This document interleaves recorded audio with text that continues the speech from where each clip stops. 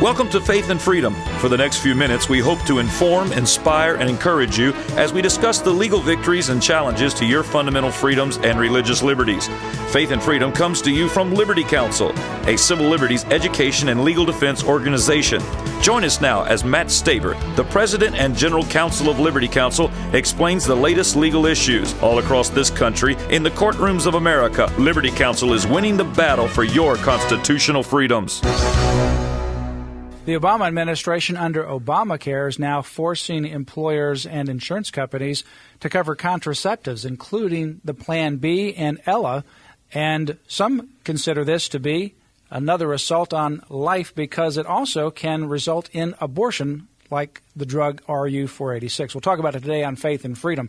I'm Matt Staver, founder and chairman of Liberty Counsel and dean of Liberty University School of Law. Joining me is Matt Barber, who is the vice president of Liberty Counsel Action and also associate dean of the law school. Matt, this is essentially not unexpected by this pro-abortion administration that they would now use Obamacare through their regulatory process, which is open-ended under this law. And that's another problem with this particular law, is that you never know what's coming down the pipe. And as a result, they are becoming the CEO of other employers and insurance companies and mandating this kind of coverage for contraceptives as well as drugs that could result in abortion. Yeah, and it shouldn't be a surprise that this is coming down from the Department of Health and Human Services. Of course, Kathleen Sebelius is the secretary, former Kansas governor, radical pro-abortion activist, really. There's no other way to put it. She was good buddies, of course, with George Tiller, the infamous late-term abortionist there in Kansas. And Kathleen Sebelius says, quote, "These historic guidelines are based on science and existing literature and will help ensure women get the preventative health benefits they need." Of course, preventative health benefits is some of the euphemistic language that the abortion lobby uses, reproductive health and so forth, when they're actually talking about their crown jewel of feminism, essentially, which is the phantom constitutional right to an abortion. You know, some people say, well, isn't this a good thing that now, for the first time, you'll have mandatory screening for women for well women visits, screening for gestational diabetes, HPV, the human papilloma virus, for testing in women, sexually transmitted infection in counseling, and other kinds of HIV screening and counseling, etc., and then also contraceptives they add on, and these abortifacient drugs or drugs that will cause abortion. And they try to lead with the idea that, isn't this great that women will have this extra coverage? Well, from a standpoint of whether, put aside abortion for right now and birth control, certainly it's good for women to be able to have mammograms and things of that nature. But for the federal government to mandate that employers provide this as part of their insurance company, this is the massive government takeover of our private health care and employment and personal medical decisions that's being foisted on us by the Obama administration. That's the first problem with it. The second problem is, obviously, this is going to collide against the majority of people in America who hold a sanctity of human life viewpoint, that we do believe in protecting human life, and forcing these contraceptives and drugs that would otherwise cause abortion collides against the most sincerely held beliefs, both religious and moral beliefs that we hold. Well, and you mentioned, too, Matt, that the plan would mandate that there be reproductive counseling associated with this, and that would be paid for through our tax dollars. Of course, that reproductive counseling is entirely one-sided.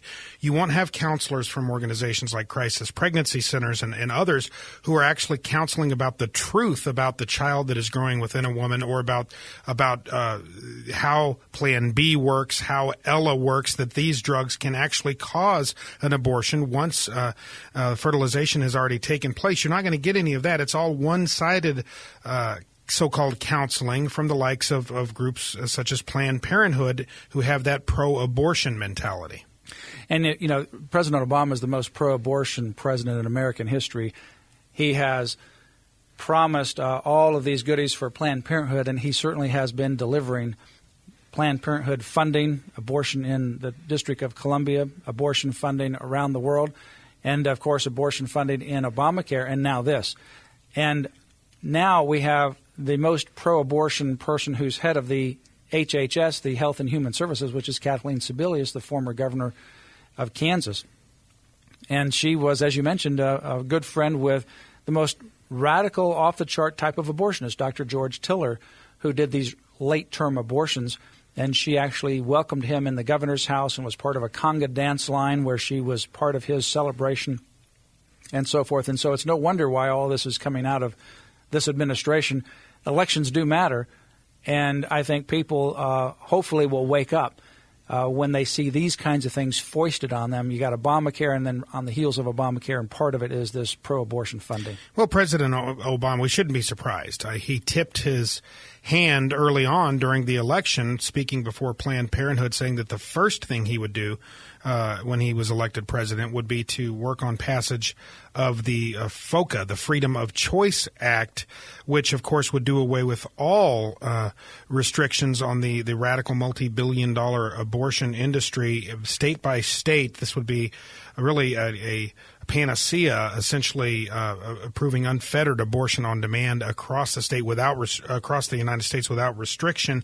This president is a radical, pro-abort. His Secretary of Health and Human Services, Kathleen Sebelius, is a radical of the first order. I mean, as you mentioned, partying it up with George Tiller, who was referred to as Tiller the Killer. This man literally had a crematorium in the back of his abortion clinic where he would take these up to 9-month-old babies who had been aborted. They would give them last rites and hold a ceremony where they would dress up these infants, and they actually had a priest, so-called, there, George Tiller did, and then they would go cremate them. A friend of mine whose wife was a pro-life protester said she was out there and the ashes were actually coming down as if you were standing outside of Auschwitz. This is the kind of company that Kathleen Sebelius kept. This is the kind of company that President Obama keeps. We shouldn't be surprised that they're getting this backdoor policy in here, which will essentially allow for the abortion plan B and other drugs that can cause abortions to be paid for with our tax dollars. Well, this is sickening to see this happening in America, where taxpayers are being forced to fund abortion. And obviously there's a lot of people, number of Roman Catholics and others that are not Roman Catholic as well, but certainly within the Roman Catholic faith, there is a religious specific held belief with regards to not having contraceptives. So that alone is going to raise a religious collision right there. But they don't seem to be concerned with that. And then these other drugs, Plan B and Ella, they, according to lifenews.com, with their article on that, is going to ultimately result in abortion. And these are funded abortions that are being put through by this Obamacare. The coverage for these programs, for this morning after pill, has no copay. So unlike other things that you might have a copay on, no copay at all on the morning after pill. Well, that's because this notion of women's so-called reproductive rights, the feminist agenda again, is really, feminism. They are willing to die at the altar of abortion and so-called reproductive rights. This is the sacred cow of the radical left. So it's not surprising that this would be before and above everything else. The most important thing they can imagine would be to have free contraceptive and Plan B and other such so-called services. And, they say they're including a religious exemption in this for religious employers, that they would be free from having to be part of this program. But religious doesn't necessarily mean pro-life. There are pro-life organizations that are not religious in nature. They wouldn't even be covered. They would have to pay for this as well.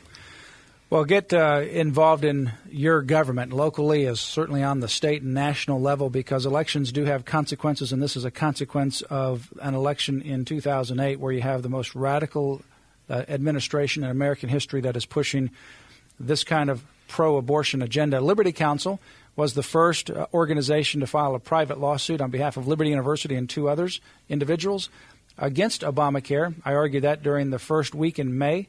And a decision should come down any moment. In fact, it's long past due. It's about a month past what we anticipated it would be. And after that, it's to the United States Supreme Court. I expect a decision from the High Court on Obamacare no later than June, the end of June of 2012. Continue to keep this case and Liberty Counsel in your prayers. For more information, call Liberty Counsel at 1-800-671-1776. You can ask for my book, Take Back America. It's my new edition of the book, Take Back America. For a contribution, we'll send it to you right away. You can also text us with a $10 tax-deductible contribution. Text 20222. That's 20222, and in the subject line, put down LC. 20222 in the subject line LC. You can also go to facebook.com/Liberty Counsel to become a friend or like our Facebook page. For more information, go to Liberty Counsel's website at lc.org. You have been listening to Matt Staver of Liberty Counsel. Our hope is to encourage and inspire you to stand up for your faith, family, and freedoms. We can accomplish a lot when we work together. Get informed and get involved today. Sign up for our free monthly newsletter, The Liberator. We will send it out to you free of charge. Stay informed with our Liberty Alert email update. Just click on the website at www.lc.org or call us at 1-800-671-1776. Tune in next time to learn more about your rights right here on Faith and Freedom.